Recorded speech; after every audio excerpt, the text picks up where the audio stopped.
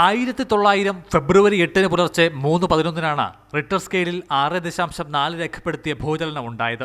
തെക്കേ ഇന്ത്യയിൽ ആകമാനം വലിയ നാശം വിതച്ച ഭൂകമ്പത്തിന്റെ പ്രഭവ കേന്ദ്രം പാലക്കാട് ജില്ലയിലെ നല്ലേപ്പിള്ളിയായിരുന്നു. 25,000 ചതുരശ്ര കിലോമീറ്റർ ഭാഗത്ത് ഇത് ചലനം സൃഷ്ടിച്ചു. നിരവധി പേർക്ക് ജീവഹാനി നേരിട്ടു. എറണാകുളം, ഊട്ടിക്ക് സമീപം കുന്നൂർ, കോയമ്പത്തൂർ, ബാംഗ്ലൂർ എന്നിവിടങ്ങളിലാണ് കൂടുതൽ പേർക്ക് ജീവൻ നഷ്ടപ്പെട്ടത്. നൂറുകണക്കിന് വീടുകൾ തകർന്നു.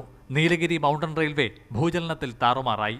ചിറ്റൂർ നല്ലേപ്പിള്ളിയിൽ ഉണ്ടായ തെക്കേ ഇന്ത്യയിൽ ഏറ്റവും വലിയ ഭൂകമ്പത്തിന്റെ ഫോക്കസ് 70 കിലോമീറ്റർ ആയിരുന്നു. ഇപ്പം നേപ്പാളിൽ എപ്പിസെൻറ്റർ ആയിരിക്കുമ്പോൾ ഇവിടെ അനുഭവപ്പെടുന്നത് പോലെ നമ്മുടെ ചിറ്റൂർ പ്രഭവ കേന്ദ്രമായ ആപത്തുകളും അതിൻ്റെ നാശനഷ്ടങ്ങളും സംഭവിച്ച സ്ഥലങ്ങളാണ് കോയമ്പത്തൂരും കൊച്ചിനും.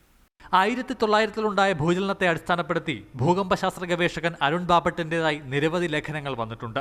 1900 നൽകുന്ന പാഠങ്ങളെന്ന പേരിൽ പ്രസിദ്ധീകരിക്കപ്പെട്ട ലേഖനങ്ങൾ ഭൂചലനത്തിന്റെ വ്യാപ്തിയും നാശനഷ്ടങ്ങളും വെളിവാക്കുന്നതിനൊപ്പം മുന്നൊരുക്കങ്ങളെക്കുറിച്ചും വ്യക്തമാക്കുന്നു.